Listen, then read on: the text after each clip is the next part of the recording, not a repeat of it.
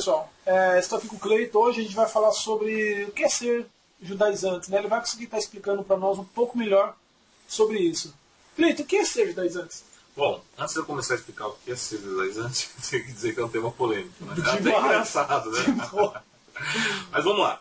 Judaizante eu entendo que é um grupo, ou vários grupos, que tentam trazer para a nova aliança coisa da antiga aliança. Coisas como o toque do shofar, a menorá, né, aquele candelabro. Muitas igrejas têm aí evangélicas, né, a gente pode falar que nós somos evangélicos, né, com a arca da aliança dentro. Então, alguns rituais desse tipo. Né, e alguns vão até além. Né, um talite, né, aquele pano em cima, né, com o kippá também. Né. Inclusive até tem um. Né, ganhou, né, numa festa que você foi, né? Então, e é isso, né? Agora, a gente pode levantar várias questões, né? Por que disso, né? Quais os interesses por trás disso, né? E qual seria o interesse desses pastores? Porque a maioria deles são pastores que querem se virar judeu da noite para o dia. Eles já vão criando isso e já vão transformando a sua igreja para que os membros ou as pessoas que frequentam aquele lugar entendam que ele é judeu. Qual é o interesse disso? Ou às vezes ele quer ser judeu, né? Acha a história, sim, à vontade, acha a história dos judeus uma história bonita, né? É bíblica, a maioria do mundo conhece através da Bíblia, né? Quem nunca também ouviu falar algo extra-bíblico sobre a lista de Schindler, né? Que é um filme aí maravilhoso que conta a história, né? Do sofrimento do povo judeu, né? E as pessoas às vezes pegam carisma. Só que isso é uma das várias motivações, né? Vai desde o amor à história, vamos dizer assim, outros porque gostam da cultura bíblica, outros às vezes também usam para ganhar dinheiro. Fácil. O que acontece? Polêmico, é polêmico. Bem polêmico. O que acontece? O pessoal ele chega a colocar isso para eles, um exemplo. Ele tentou virar um judeu porque ele gosta da história ou da Bíblia, só que eles ficam querendo colocar isso dentro da igreja. É esse que, ao meu ponto de vista, ao meu Claudinei ponto de vista, que eu acho errado. Porque se ele acha legal, se ele acha bonito, independente do que ele pensa, ele não tem que criar uma igreja e começar a ensinar as pessoas ou falar para as pessoas que ele é aquilo, sendo que ele não é. Então, assim, acho que foi, você quis me responder, o interesse maior por isso, ou é financeiro, ou é por ego, ou... Né? Sim, bem interessante essa questão de ego também, né? Alguma coisa, a vontade dele vai estar ligada, porque se a pessoa fizer uma boa exegese do texto bíblico, tentando entender desde Gênesis, Apocalipse, a importância da teologia também, né, Claudinei? Porque sem um bom estudo, nós estamos fadados, né, a tais erros, né? Não só esse, como outras coisas também. Porque o Novo Testamento vai trazer textos dizendo que aquilo era sombras, ok? Ok, bem pontuado isso, a gente deve ver a questão do pastor que se levantou, mas também a questão do membro, ok? Vamos dizer a questão do pastor, né? O pseudo-pastor, que traz aquilo, e geralmente são muitos crentes, né?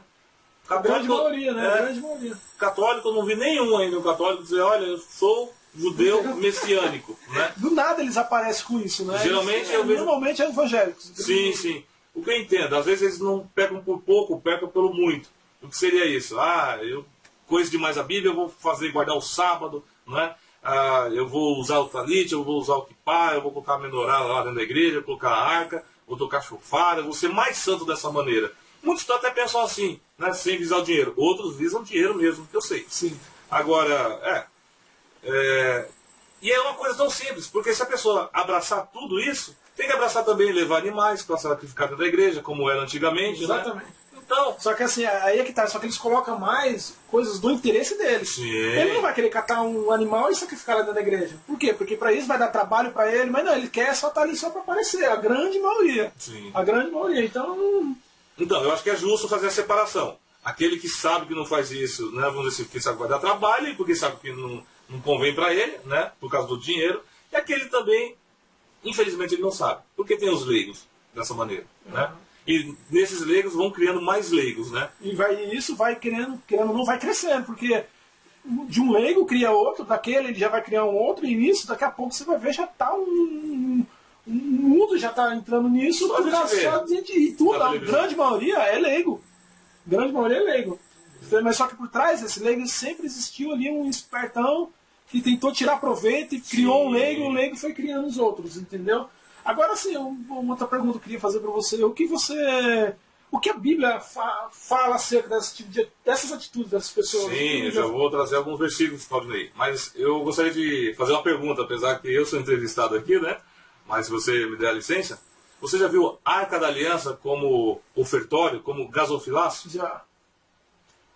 Isso porque vem bastante... Aí vem o interesse financeiro. Aí o pastor, sei lá quem, já colocou aquilo no intuito mesmo já de interesse. Ele só está faltando falar para as pessoas, ó, eu sou judeu, estou colocando aqui para vocês ofertarem aqui já para me dar dinheiro. Ele só está faltando falar isso, mas só como as pessoas estão ali pela emoção, ou porque o pastor tem um poder de, não sei se vou conseguir falar a palavra certa, um poder de persuasão muito forte, entendeu? Aí eles conseguem atrair as pessoas com isso. Uma lábia. Uma lábia muito forte, muito forte.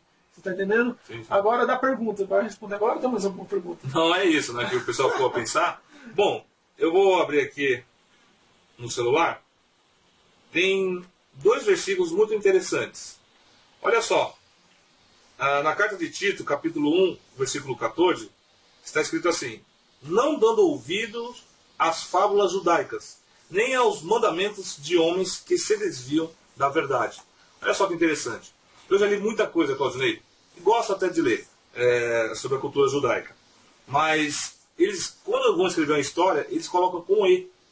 Não coloca com I, com história I. Com I é história verdadeira, né? Verossímil, vamos dizer assim, né? Que tem aquela veracidade. Com E não. Com E é história fantasiosa. Eles trabalham muito em cima disso. E a Bíblia vai dizer para a gente não dar ouvido às fábulas judaicas. Né? Quer ver outro versículo interessante aqui? Isso aqui foi Jesus que disse, olha só. Ai de vós, escribas e fariseus hipócritas. Quer dizer, aqueles que falavam e não faziam, né? Isso é a hipocrisia. Pois que percorreis o mar e a terra para fazer um prosélito. Prosélito quem que é? Aquele que não é judeu, que passa a ser judeu. Né? E depois de terdes feitos, o fazeis filhos do inferno 2 vezes mais do que vós. Pesado, hein? Pesado. Não, e fica um pouquinho mais grave. Porque é o seguinte, esse aqui eram judeus de fato e faziam prosélitos. E os outros que nem são judeus e tentam fazer pseudos prosélitos. Pseudos, né? Judeus fazendo pseudos prosélitos. São filhos de quem? Ai. Doeu em mim, imagina. O que é um judeu então autêntico? Eu vou responder, mas eu lembrei de um amigo meu que falava, olha, essas coisas não se resolvem com 39 chibatadas. A gente fala assim para descontrair, mas a gente vai levando a informação certa. Bom, essa pergunta que o Claudinei está fazendo aqui é muito importante. O que seria um judeu de verdade? O que seria um judeu autêntico? Para ser um judeu, ele pode nascer em qualquer lugar, em Israel, no Brasil, na Alemanha. Né? Tem vários sobrenomes de judeus aí de toda a parte do mundo. Porém, a mãe dele tem que ser judia. Né? Nem se o pai for judeu e a mãe não for judia, não dá certo, Claudinei. Sabe, quer ver outro exemplo bíblico que vai explicar isso? Samaritanos.